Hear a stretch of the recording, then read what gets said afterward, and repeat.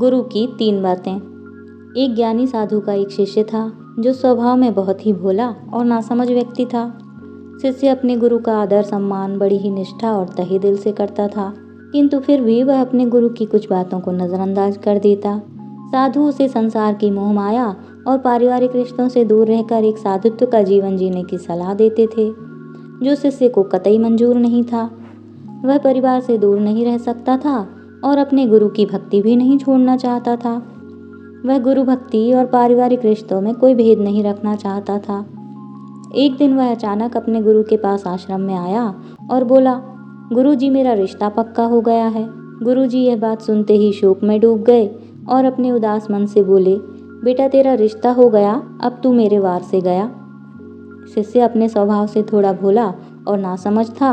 वह अपने गुरु की बात का अर्थ नहीं समझ पाया, किंतु इतना समझ चुका था कि गुरुजी मेरे रिश्ते से खुश नहीं हैं और वह वहाँ से चला जाता है।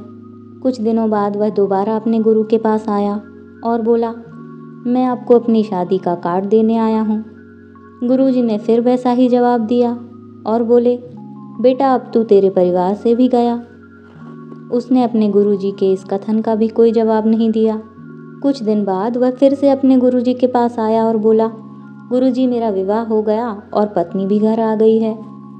गुरुजी ने तीसरी बार भी एक ऐसा ही कथन बोल डाला, बेटा अब तो तू इस दुनिया से गया।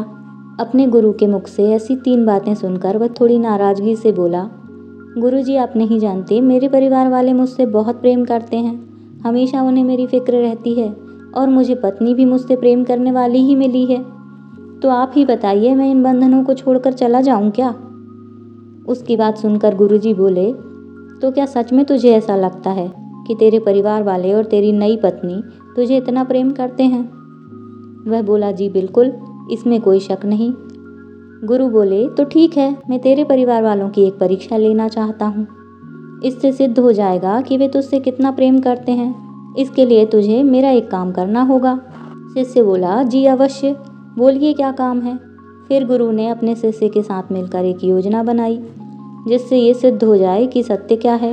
गुरुजी ने कहा, एक काम कर, आज तू घर जा और अचानक पेट दर्द का बहाना करके ज़मीन पर गिर जा और ज़ोर ज़ोर से चिल्लाने लग जा, ताकि तेरी आवाज़ सुनकर वहाँ सभी एकत्रित हो जाएं।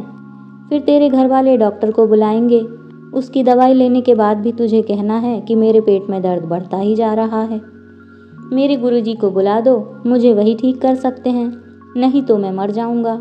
और जैसे ही मैं वहाँ पहुँचता हूँ तो तू मरने का बहाना कर देना। अपने गुरु की पूरी योजना सुनने के बाद शिष्य ने कहा, ठीक है गुरुजी, आज देखते हैं कि किसके वचन कितने सत्य हैं। वह अपने घर पहुँचा, अपने गुरुजी के कहे अनुसार पेट दर्द का बहाना कर जमीन पर गिर गया। उसके घर वाले उसे इस अवस्था में देखकर भयभीत हो गए।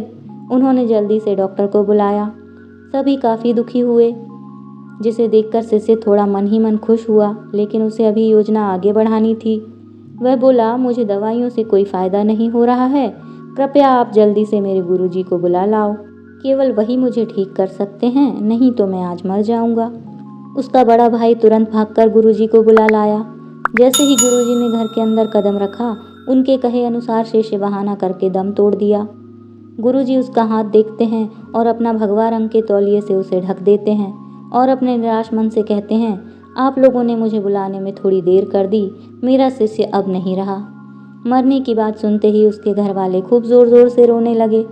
कोई अपना माथा जमीन पर मारता तो कोई भगवान से उल्टा सीधा बोलता। पूरा परिवार शोक के सागर में डूब चुका था। घर वालों को ऐसे रोते देखकर गुरुजी बोले, रुको, रो मत, मैं इसे जिंदा कर सकता हूँ।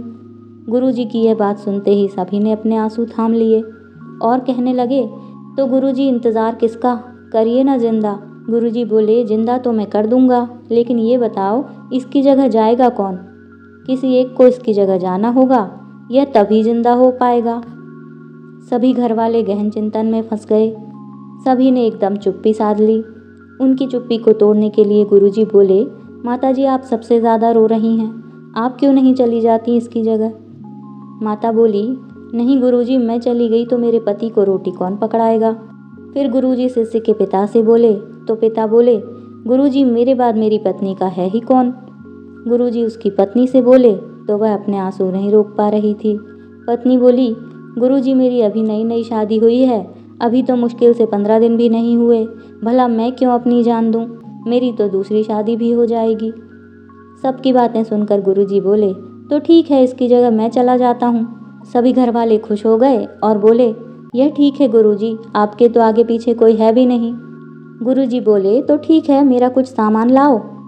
1 किलो दूध, 3 बाजरे की रोटी, 1 पाव देसी घी। घर वालों ने सभी सामग्री लाकर गुरुजी को दे दी।